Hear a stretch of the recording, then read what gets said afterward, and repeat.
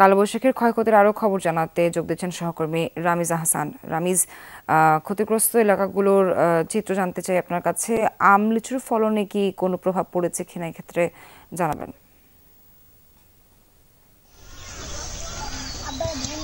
সোয়া, মেহেরপুরের বিভিন্ন স্থানে আমরা যেটি দেখেছি কালবৈশাখীর যে তাণ্ডব চালিয়েছে সেই তাণ্ডবের কারণে কিছু কিছু ঘরবাড়ি আছে যেগুলো ঘরবাড়িগুলোতে টিন শেড যেটি আছে সেগুলো ক্ষতিগ্রস্ত হয়েছে, সেগুলো ভেঙে গেছে গাছ পড়ে। আমি যে এলাকাটিতে রয়েছে সেই এলাকাটিতে হচ্ছে শহরের উপকণ্ঠে পুলিশ লাইনের পাশে, রাস্তার ওপাশে এবং রাস্তার এপাশে দুই পাশেই, যেটি যেমনটা আপনাকে দেখানোর চেষ্টা করি একটু, রাস্তার দুপাশেই যে বাড়িঘরগুলো ছিল সেই বাড়িঘরের কিছুটা অংশ এখানে এই বাড়িটিতে গাছ পড়েছে। গাছ পড়ার কারণে এখানে এই বাড়িটি পুরোটাই ক্ষতিগ্রস্ত হয়েছে এবং আপনি দেখতে পাচ্ছেন এখানে যারা বাড়িতে লোকজন আছেন তারা এখানে কাজ করছেন।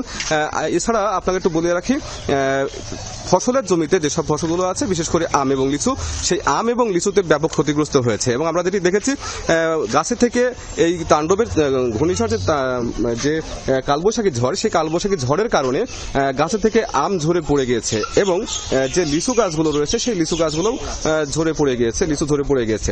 এছাড়া আমরা যেটি দেখেছি মাঠে এখন কলার আবাদ হয়েছে, সেই কলা আবাদগুলোতে কলার যে গাছগুলো রয়েছে সেই কলার গাছগুলো ভেঙে পড়ে গেছে। অনেক স্থানে এখন পর্যন্ত যেটি দেখতে পেয়েছি, অনেক স্থানে এখনো পানি জমে আছে। এখন চাষিরা যেটি বলছেন যে সেই পানিগুলো কখন নিষ্কাশন হবে, বের হবেন, সেই অপেক্ষায় তারা আছেন। যদি সেই পানি বের না হয় তারা একটু ক্ষতিগ্রস্ত হবেন বলে তারা জানাচ্ছেন।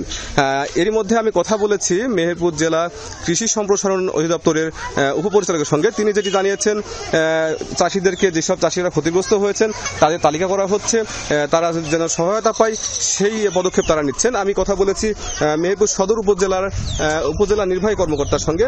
তিনি যেটি বলছেন যে যেসব ক্ষতিগ্রস্ত পরিবার আছে অথবা যারা ক্ষতিগ্রস্ত হয়েছেন তাদের তালিকা করা হচ্ছে এবং সেই তালিকা করে তাদেরকে সরকারিভাবে বরাদ্দ কিংবা যে কোনো সহায়তা করা হয় বলে তিনি জানিয়েছেন। তো এই ছিল এখনকার মতো অবস্থান। রামিজ, ধন্যবাদ আপনাকে।